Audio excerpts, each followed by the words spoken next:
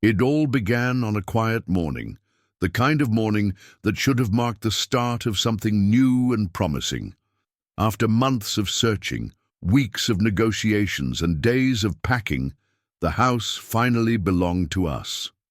It wasn't the biggest on the block, nor the flashiest, but it carried the kind of charm that made every box we lugged inside feel like we were laying down roots. For my wife, it was more than just a house.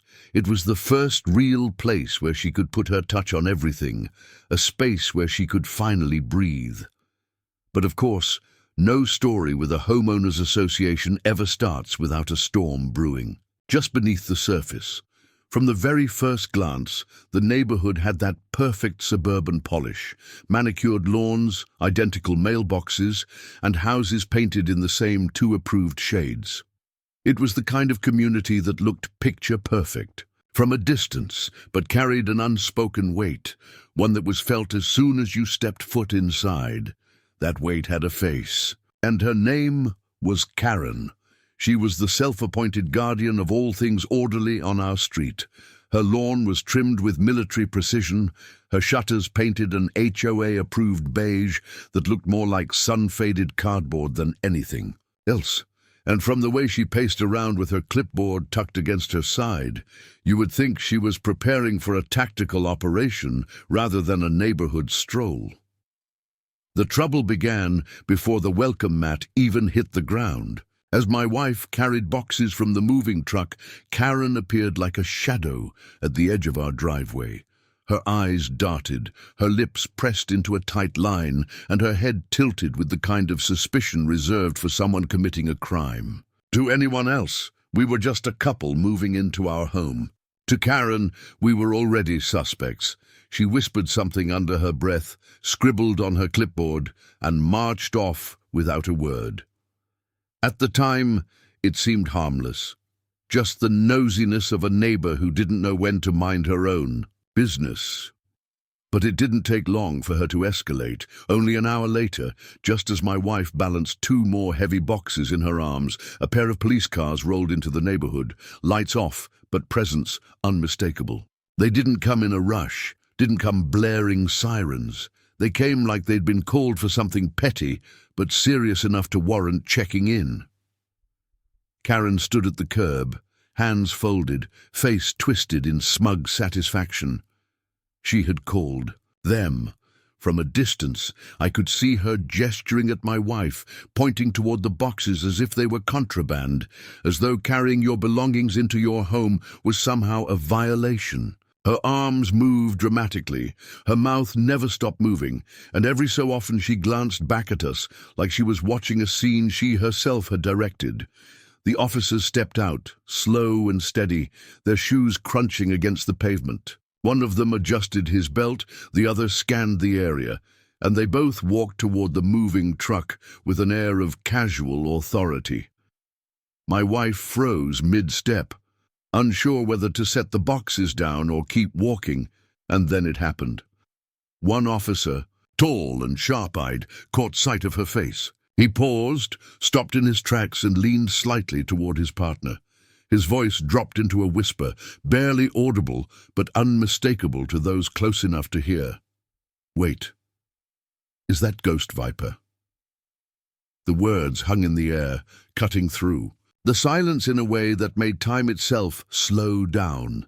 Karen's smug grin faltered, confusion flickering across her features. My wife's grip tightened on the boxes, her shoulders tensing, her expression unreadable. Ghost Viper. It wasn't a name she ever used anymore. It wasn't even a name I dared to say out loud, unless the past forced its way back into the present. But hearing it spoken by a police officer in broad daylight, on our very first day in this neighborhood, that changed everything. For Karen, it was the beginning of a mystery she couldn't control. For us, it was the reopening of a chapter we had tried to close forever. And for the entire HOA, it was the start of a storm they never saw coming.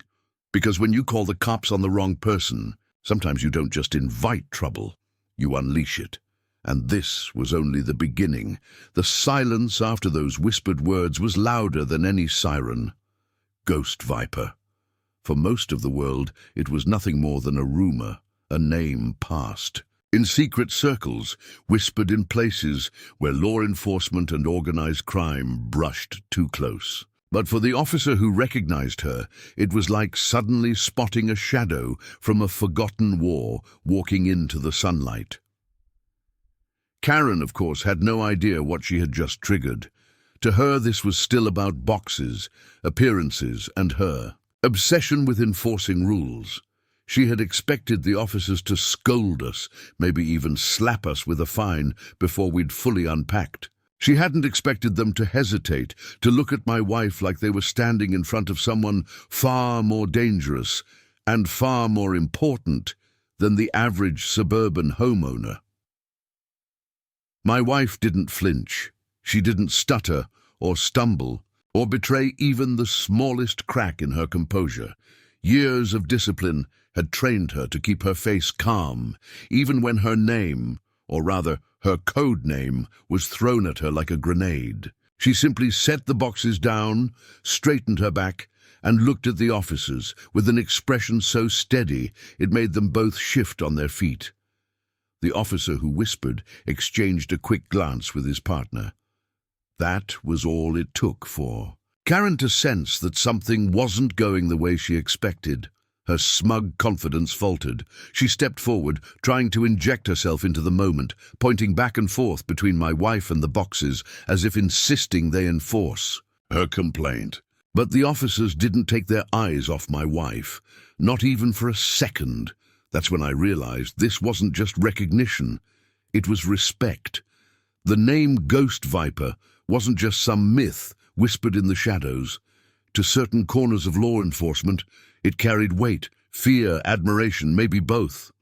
It was the name of someone who had once been involved in operations no one dared to talk about, someone who had walked into places others never returned from, someone who, even now, held a reputation that could silence a room without saying a word. Karen didn't understand it, but the officers did, and that made all the difference. One of them subtly cleared his throat, nodding at his partner as if to say, "Stand down, this isn't what we thought it was." They both eased their posture, their tones softening without explanation. To Karen's growing frustration, they didn't press my wife, didn't demand IDs, didn't question her presence on the property. Instead, they offered a vague acknowledgement and began to back away, leaving Karen stunned on the curb. Her jaw dropped. Her hand gripped her clipboard so tightly the papers inside crumpled. She couldn't believe what she was seeing.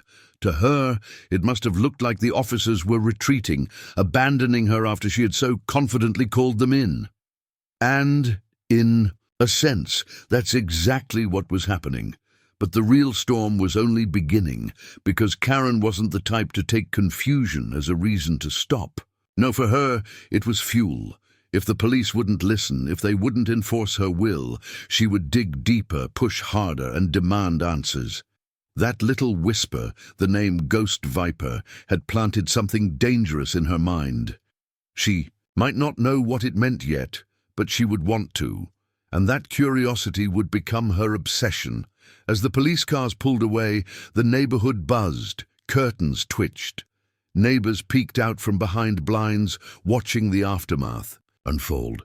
The sight of squad cars parked in front of a moving truck had already drawn attention, but the way the officers had backed off left everyone whispering.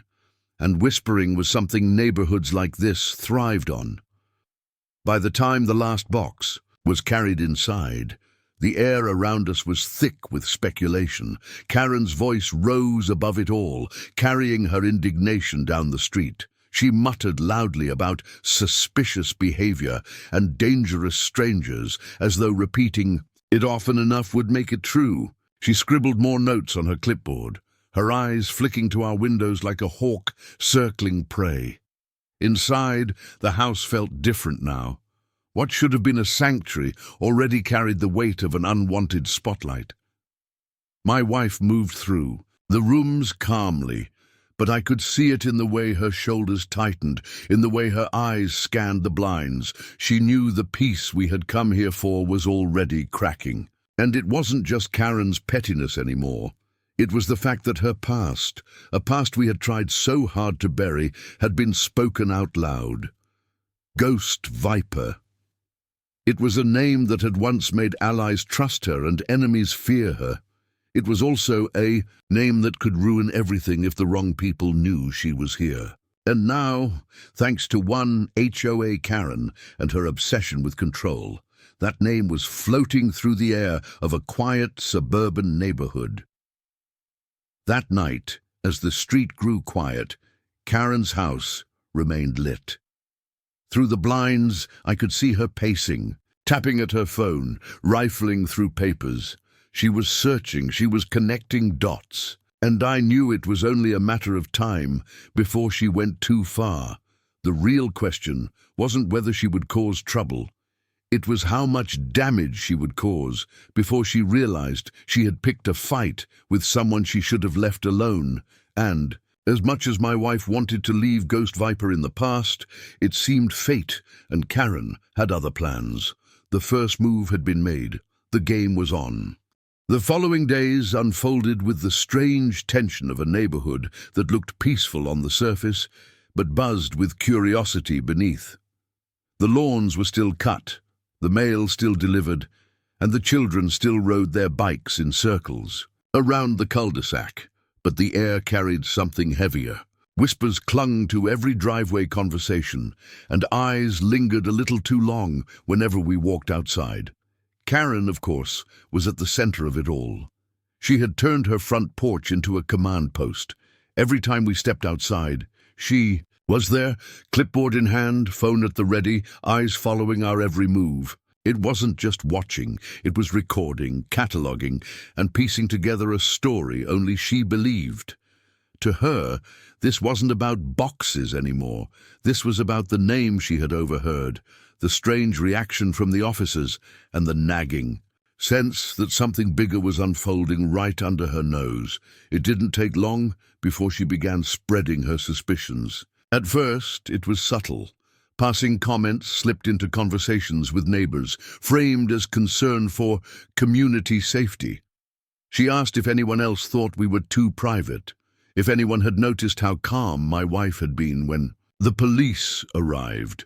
Her words dripped with insinuation, planting seeds of doubt in anyone who would listen. And the thing about seeds is that once they're planted, they tend to grow. Soon enough, neighbors who had greeted us politely on day one began keeping their distance. The smiles faded into tight nods, conversations cut short as we walked past. Invitations that floated so freely across fences and driveways for others in the community never seemed to make their way to our door. It was clear. Karen's version of the story was spreading, and with it, the invisible wall between us and the rest of the neighborhood. Inside, the tension thickened. My wife carried on as if nothing had changed, but I could see the shift in her eyes. She knew the signs of surveillance when she saw them. The way Karen lingered near her car a little, too long, the sudden interest in our garbage cans, the neighbors who slowed their walks to glance at our windows. It was amateur work, but persistent, and persistence had a way of breaking through where skill could not. What Karen didn't realize was that she was poking at something far larger than her HOA power trip. Ghost Viper wasn't just a name from the past. It was a history built on missions that never made the news, on operations buried under layers of redacted reports. My wife had walked in shadows most people couldn't imagine, crossed paths with enemies who wouldn't hesitate to burn down an entire neighborhood if it meant finding her. And now, thanks to Karen's obsession, the carefully built cover of anonymity was beginning to crack. The first real test came 3 nights later. The house was quiet, the street darker than usual, when I noticed a figure standing just beyond the reach of the porch light. It wasn't Karen this time. The stance was different, still, patient, deliberate. Someone was watching, but not with the nosy eagerness of a neighbor. This was something else, something colder. I closed the blinds quickly, my pulse quickening. When I told my wife, she didn't look surprised. She simply nodded as if she had been expecting it. That's when she reminded me of a truth I had almost allowed myself to forget. The past never truly stays buried. Karen had unknowingly shouted Ghost Viper's name into the wind, and the wind had carried it further than she could ever comprehend. By the next morning, Karen was in full motion again. She had called an emergency HOA board meeting. Flyers were taped to mailboxes, announcements were stuffed into doors, and by evening, nearly every homeowner was crowded into the community center. She stood at the front like a general addressing her troops, eyes blazing with self-righteous purpose. She spoke of rules, of order, of the importance of knowing who lives among us. She painted us as outsiders, suspicious, possibly dangerous. She didn't say the name Ghost Viper. She didn't have the context to use it, but she leaned heavily on the officers' strange behavior, suggesting that law enforcement clearly knew something about them. The murmurs spread through the room like fire. Some nodded, some whispered, some crossed their arms in skepticism, but all of them listened. Karen was nothing if not persuasive when fueled by paranoia, but what she didn't realize was that this meeting, this attempt to turn the neighborhood against us, was also her first step into waters far too deep. Because while she was busy fanning the flames of HOA drama, shadows outside the neighborhood were stirring, the kind of shadows that didn't care about bylaws, paint colors, or lawn heights, the kind of shadows that only cared about one thing: Ghost Viper. As the meeting dragged on, my wife stayed home, calm as ever, sipping tea by the window, as if she had already seen this play out 100 times before. For her, Karen's obsession was a nuisance. But the real threat was what came next, and what came next was no longer just Karen's doing. By the time the meeting ended and the crowd spilled into the night, the figure from the other evening was back, not on the curb this time, but closer, watching, waiting. The neighborhood thought this was about HOA rules and power struggles. They couldn't have known that Karen's meddling had lit a signal flare, one that would draw out players none of them were prepared to face. The HOA had started a game it didn't understand, and soon the cost of Karen's obsession would spill beyond clipboards and complaints. The storm was building, and we were right in the center of it. The neighborhood was no longer the same after that HOA meeting. What had begun as whispered speculation now solidified into suspicion. Neighbors who once smiled politely began crossing the street to avoid us.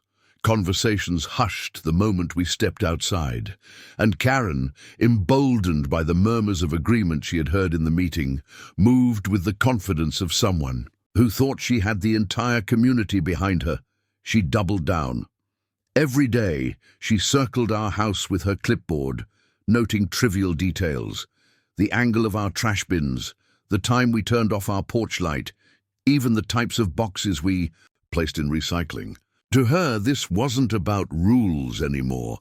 It was a personal crusade. She believed she had uncovered something no one else dared to acknowledge, and she was determined to prove it. But what Karen couldn't see was how her obsession had cracked, opened something far more dangerous.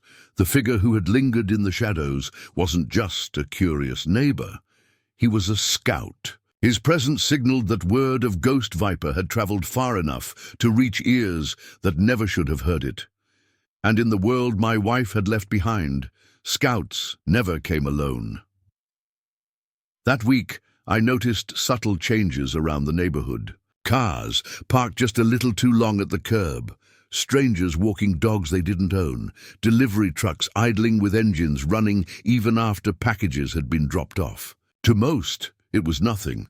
To my wife, it was surveillance, layered, patient, professional, the kind of surveillance only one type of group ran. Her past wasn't just catching up, it was here. Karen, oblivious to this reality, escalated her campaign. She filed official complaints with the HOA board, demanding fines for imaginary violations. She confronted neighbors who still spoke to us, scolding them for associating with the unknown. She even threatened to have our moving truck towed, one morning as though it were an abandoned vehicle. Each move she made only fed her ego. Each push widened the gap between us and the neighborhood. And yet, in her relentless drive to expose us, she had no idea she was making herself visible to people who were far less forgiving than we were. Because the scouts weren't watching us alone anymore. They were watching everyone around us, taking note of who spoke to us, who avoided us, and who carried Karen's torch the loudest. And in their world, those details mattered. The turning point came during a weekend neighborhood watch meeting Karen organized on her lawn. She had gathered a group of residents under the pretense of safety, but spent most of the time rallying them against us. She spoke of protecting the children and keeping the neighborhood clean, phrases wrapped in respectability but dripping with hostility. She didn't need proof. Her certainty was enough to ignite their fears. What none of them noticed was the black sedan idling at the corner of the street, its tinted windows reflecting the crowd like a mirror. Inside our home, my wife sat by the window, her expression unreadable, watching the gathering unfold. She wasn't angry. She wasn't even nervous. She was calculating, measuring how long it would take before Karen's antics collided with the shadows circling closer. When I asked if we should confront Karen, she shook her head. "Not yet," she said softly. It wasn't fear that stopped her. It was strategy. She knew the people outside weren't the real enemy. They were pawns, unwittingly creating the perfect distraction for the real hunters who had stepped into the neighborhood. That night, after the crowd dispersed, the sedan remained. Hours passed, and it didn't move. At midnight, when the street was empty and silent, two figures stepped out and walked slowly past our house. They didn't look at the windows, didn't glance at the porch, didn't break stride. But my wife watched them with the intensity of someone who had crossed paths with men like that before.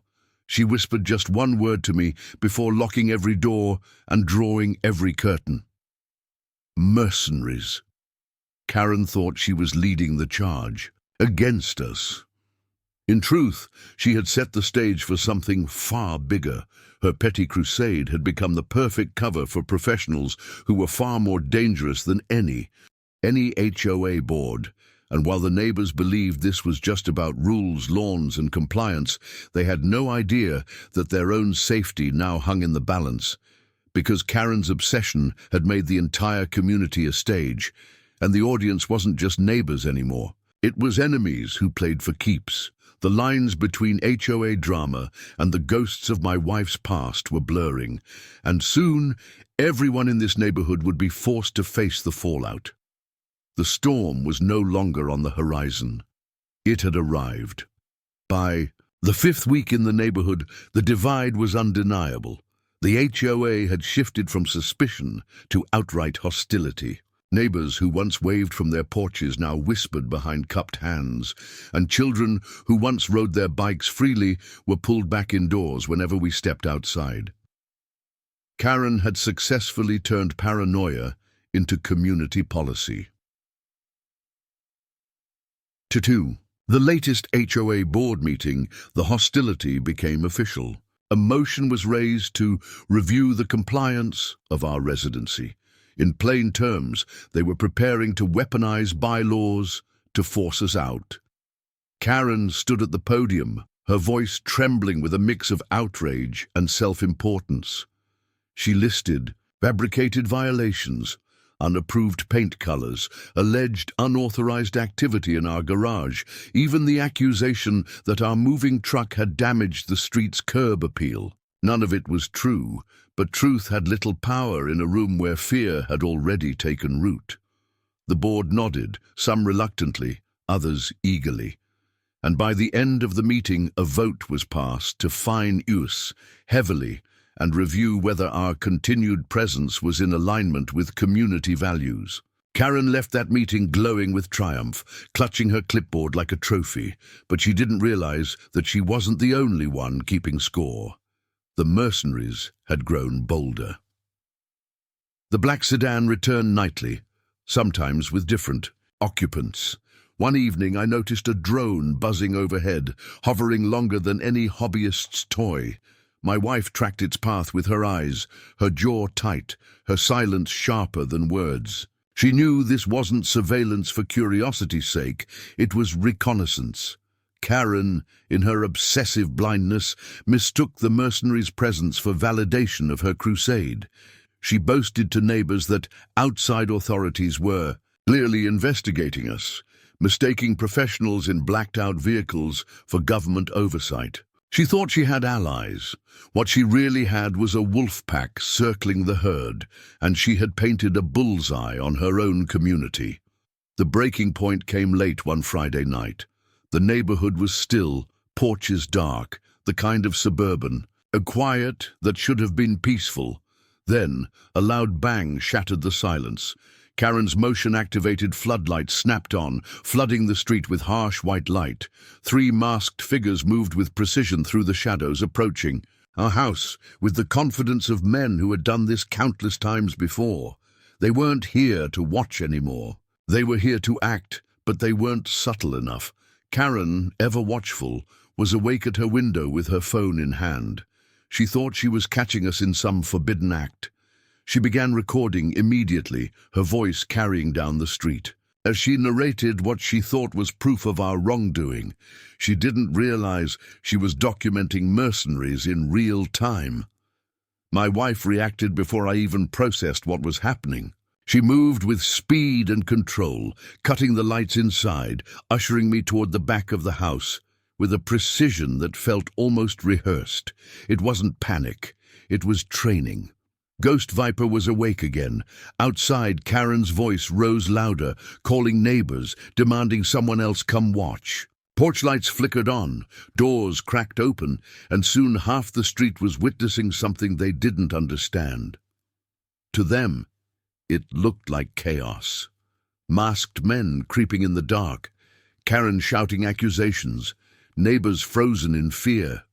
But to my wife, it was a battlefield. The mercenaries realized they had been exposed, not just by us, but by the very woman who thought she was orchestrating our downfall. Their movements shifted, faster, sharper, more aggressive. They weren't going to retreat now. They would silence witnesses if they had to. Karen's triumphant tone turned to panic as one of the figures noticed her camera light flashing in the window. She ducked back inside, her self-assurance crumbling in an instant. For the first time, she realized this wasn't HOA drama anymore. This was danger she couldn't control, danger she had unknowingly invited to her own doorstep.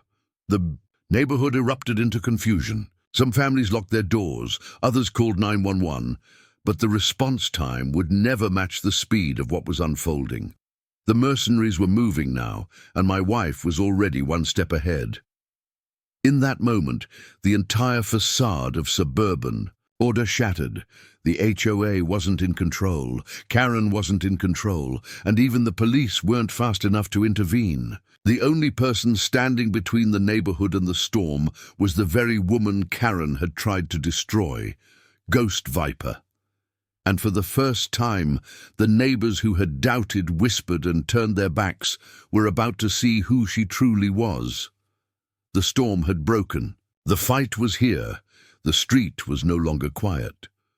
What had started as an HOA power struggle had spiraled into something none of the neighbors could comprehend. The mercenaries moved like shadows with intent, and the residents who had once whispered about bylaws now hid behind locked doors. Their perfect cul-de-sac turned into a war zone. My wife, Ghost Viper, did not hesitate. The calm mask she had worn since the moment we moved in dropped, replaced by something sharper, colder, precise. Every step she took was measured, every glance a calculation. She wasn't the woman carrying boxes into a new home anymore. She was the figure whose name officers whispered with respect and fear. The mercenaries split into two teams, one circling the house, the other pressing toward the front door. They moved with the confidence of professionals, but my wife had seen their type before. She knew their tactics, their formations, their arrogance, and she knew how to dismantle them. She didn't need weapons. The house itself became her tool. Lights cut at the right moment, doors left unlocked just enough to lure them, floors creaked where she wanted them to step, betraying their positions. To the neighbors peeking through blinds, it must have looked like chaos. But to her, it was choreography. Every move anticipated, every mistake exploited. The first mercenary fell hard when a tripwire she had set in seconds sent him sprawling into the side of the porch. Before he could recover, she was on him, disarming and disabling him in silence. The neighbors gasped from their windows, realizing she wasn't a victim at all. She was in control. The second team met her inside. They swept the hallway with flashlights, their beams cutting through the dark.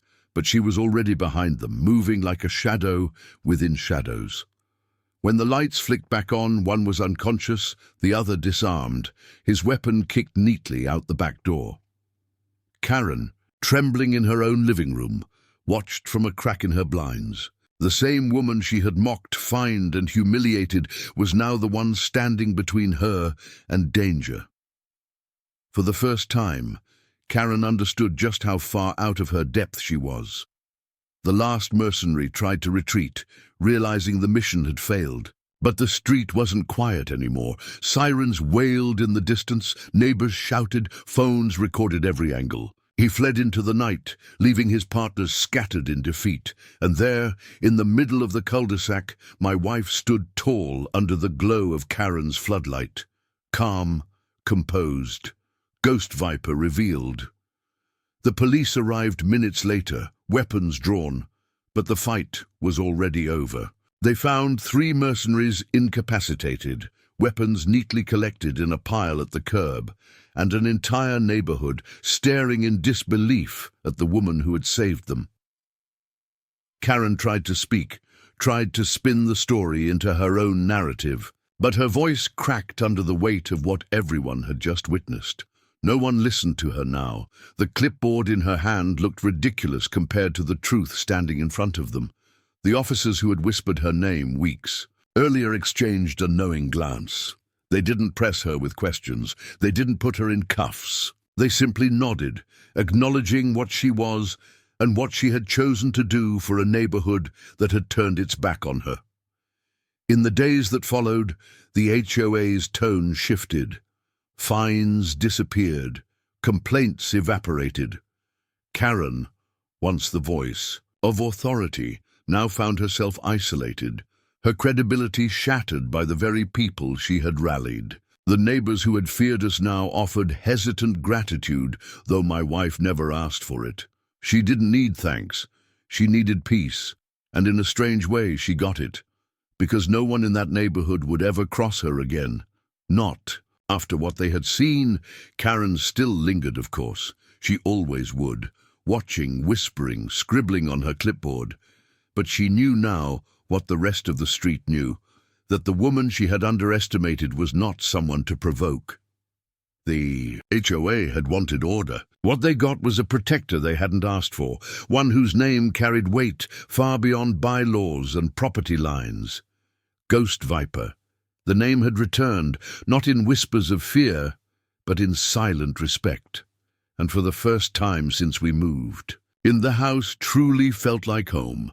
The storm had passed. The neighborhood was quiet again, but somewhere deep down, I knew the peace wouldn't last forever, because names like Ghost Viper never fade. They wait, and when they're called again, the storm always follows.